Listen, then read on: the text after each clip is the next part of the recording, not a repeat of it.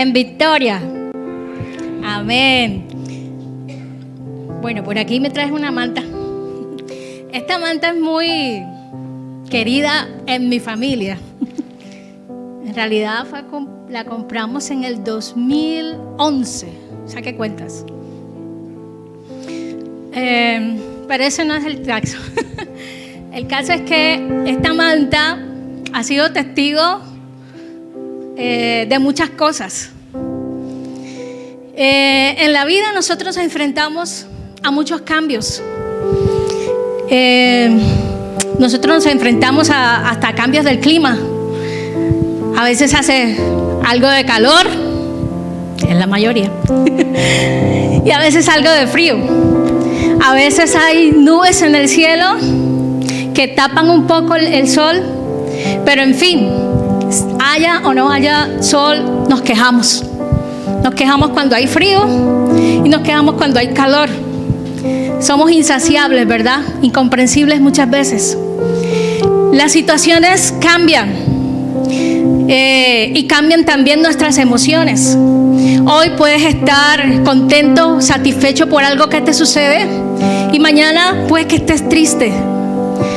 En los días que son bastante fríos, podríamos tomar eso que vemos en el ambiente, las nubes grises, de pronto la gente sin ganas de salir a la calle, más bien de quedarse en la cama, acurrucados, sin el ánimo de pronto de ir a trabajar, ¿verdad? Pues bien, hay muchas ocasiones nosotros también hemos pasado por grandes dificultades que parecen días tan grises que nublan nuestra visión de Dios, de quién es Dios, nublan nuestra mente y nos colocan en un estado de ansiedad o de depresión o de tristeza, como de sentirnos desamparados, como si no tuviéramos ese Padre Celestial que siempre está al pendiente y al cuidado de nosotros. Voy a pasar por acá. Sí. Cuando usted siente mucho frío, ¿qué es lo que anhela? ¿Una qué? Una manta, ¿cierto? Supongamos que tú tienes frío. Uy, pero qué frío. Él tiene mucho frío.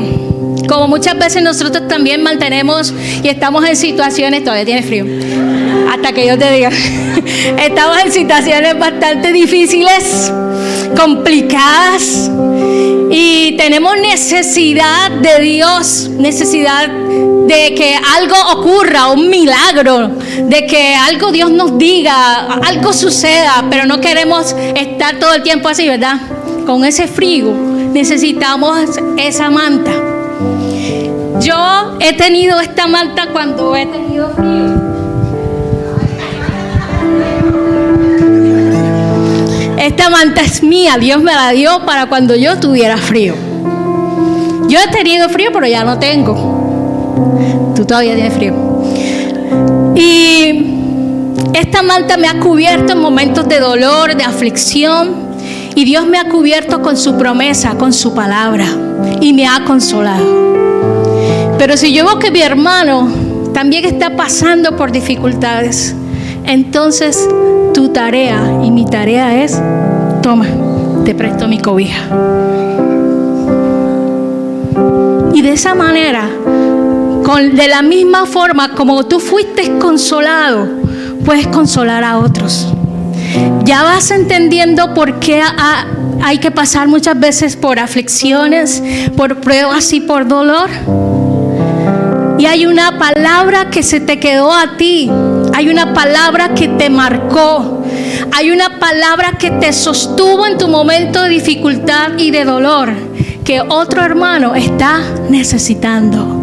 Y es tu tarea glorificar a Dios y honrar a Dios, testificando de que Dios te sostuvo, de que Dios te levantó, de que Dios te perdonó, de que Dios te restauró, y si lo hizo contigo, también lo puede hacer con Él. Te puedes quedar con la manta. esto es la obra de Dios. Mis hermanos, eso que yo hice al compartir mi manta es una obra que Dios hizo en mi vida. No es algo que a mí me nace hacerlo, no, es algo que Dios ya ha hecho por la obra de Cristo en mí, por su transformación, por la presencia del Espíritu Santo en mí. Es que yo puedo también considerar a otro. De manera que tus buenas obras no son producto necesariamente de que tengas un buen corazón, sino de que Dios está obrando en tu vida, colocando en ti su amor, su perdón y su gracia. Y cuando esa presencia del Espíritu Santo de Dios está en ti, para ti va a ser inevitable querer transmitir eso a las demás personas, a los que están a tu alrededor. La Biblia nos habla en Segunda Timoteo, capítulo 2, verso 19.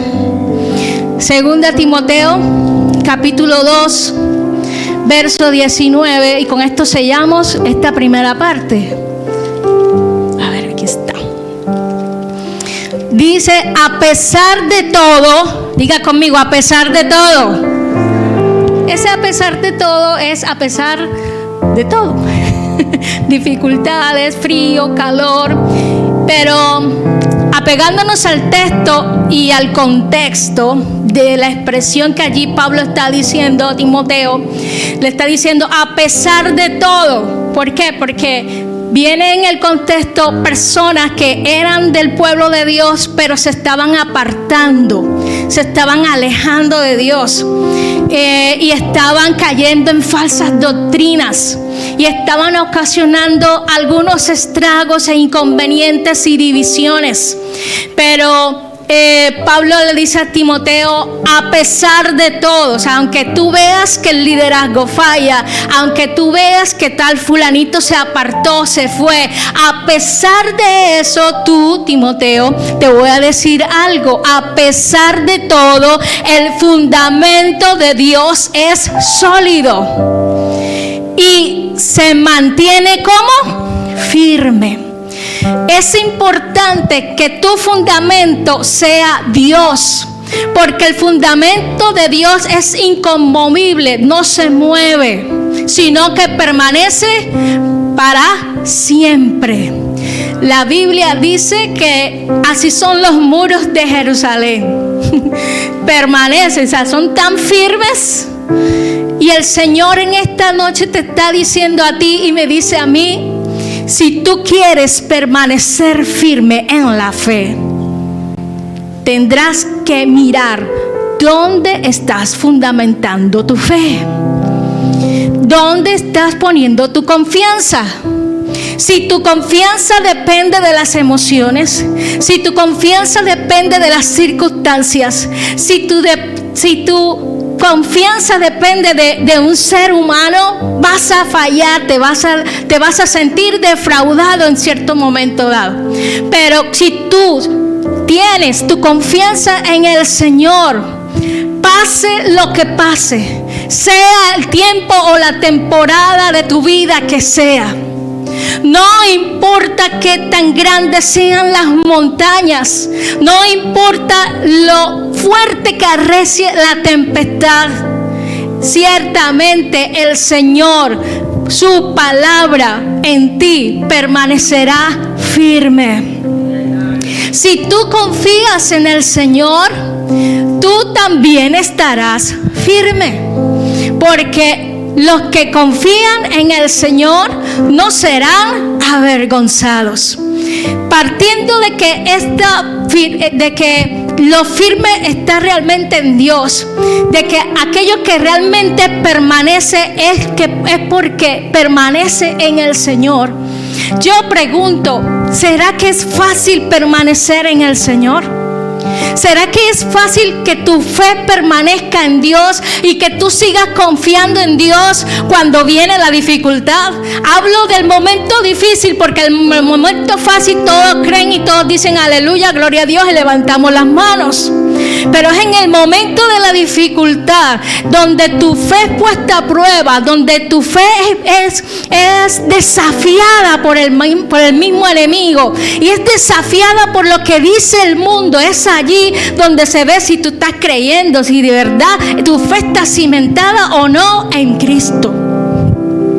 Para esto vamos a ver, vaya conmigo al libro del profeta Isaías. Libro del profeta Isaías, capítulo 37. Y vamos a ver cómo podemos nosotros permanecer firmes en la fe. Ya sabemos que no tendremos excusa, porque no tenemos excusa de pronto no permanecer en la fe, porque si nuestra fe está en Dios, allí vamos a permanecer. El caso de Ezequías, resulta que un comandante llamado Sennacherib, a todos se nos aparece un Sennacherib en algún momento de la vida. Isaías se le apareció ese Sennacherib, capítulo 37 de Isaías, para los que leen y quieran profundizar en casa. Capítulo 36, el versículo 14 al 22, nos relata allí una guerra frontal que no está hasta el momento con armas. Allí no se menciona espadas ni lanzas, pero sí hay una guerra, y es una guerra que podríamos llamarle una guerra psicológica, una guerra mental. El enemigo allí está apuntando a la mente, y dice este enemigo, dice: oigan las palabras del gran rey, el rey de Asiria. Así dice el rey: no se dejen engañar por Ezequías, él no puede librarlos. No dejen que Ezequías los persuada a confiar en Dios. Verso 16: no le hagan caso a Ezequías, así dice el rey de Asiria. Hagan las paces conmigo y ríndanse. Verso 18: no se dejen seducir por Ezequías, cuando dice el Señor nos librará. Verso 20: ¿cuál de todos los dioses de estos países ha podido salvar de mis manos a su país? ¿Cómo entonces podrá el Señor librar de mis manos a Jerusalén? Todo apuntaba a que Asiria estaba arrasando con todos los pueblos alrededor, y el que estaba en la lista por seguir era el que estaba comandado, gobernado al frente, liderado por Ezequías, Jerusalén. Y para ellos fue hubo mucha presión, porque en verdad el rey de Asiria estaba acabando con todo a su paso, con todo a su alrededor, de manera que estaban presionándolo. Y por otra parte, ya el profeta Isaías le había dicho a Ezequías: ojo, ten cuidado de no hacer alianza con los pueblos vecinos, mantente confiado en el Señor, no hagas alianzas con nadie del lado, mantente confiado en el Señor. Sin embargo, este rey le dice: mira, ten por seguro que si tú no tienes alianza con nosotros, te vamos a destruir. Y no le dan caso a Ezequías, lo dijo varias veces. ¿Cuántas veces nosotros también hemos sido bombardeados por el mismo enemigo en nuestra mente para no creer lo que Dios ha dicho? Una cosa es creer en Dios, y usted puede decir, yo le puedo preguntar a usted: ¿quiénes creen aquí en Dios? Ahora la pregunta cambiaría si le pregunto ¿quiénes le creen a Dios? ¿Usted cree en Dios, pero le cree a Dios? ¿Crees lo que Él ha dicho? ¿Crees lo que Él te ha dicho? ¿Crees que su grande amor puede cubrirte? ¿Crees que su grande amor está contigo aun cuando tú fallas? ¿Crees que Él te sigue amando aun cuando estás presentando enfermedad? ¿Crees que Dios te sigue amando aun cuando estás presentando algunas dificultades en el hogar? ¿Crees que Dios te sigue amando? La respuesta es sí. Porque el amor de Dios y la gracia de Dios y esa fe no está sostenida por ti, sino por el Espíritu de Dios que está dentro de ti. Él es el que te sostiene. Y Él es fiel para mantenerte puro y sin mancha hasta el día de su venida. Tú estás de pie ante Dios y puedes entrar confiadamente al trono de su gracia, no por tus obras, sino por la obra de Cristo redimiendo tu vida en la cruz del Calvario. Y allí fue cuando todo empezó para ti, una vida de victoria. Jesús marcó en la cruz para ti una vida de victoria, no una vida de derrota. Por eso no dejes que tu fe divague, más bien ciméntala en la palabra de Dios. Ezequías sabía quién era Dios. Su reacción ante estas palabras no fue ir donde el comandante o contar su ejército o mirar cuántos soldados tenía. No, su decisión fue poner su confianza en Dios. Así que se rasgó sus vestidos, se puso de luto. Eso significa que se humilló y subió al templo a buscar la presencia de Dios y con él otros importantes en el pueblo. Y además de eso hizo llamar a Isaías y le dijeron: necesitamos palabra de Dios, necesitamos que Dios nos hable acerca de estas cosas. Y en el verso 6, dice Isaías: díganle a su Señor que así dice el Señor, no temas las blasfemias que has oído y que han pronunciado contra mí los subalternos del rey de Siria. Mira, voy a poner un espíritu en él, de manera que cuando oiga cierto rumor se regrese a su país, y allí haré que lo maten a filo de espada.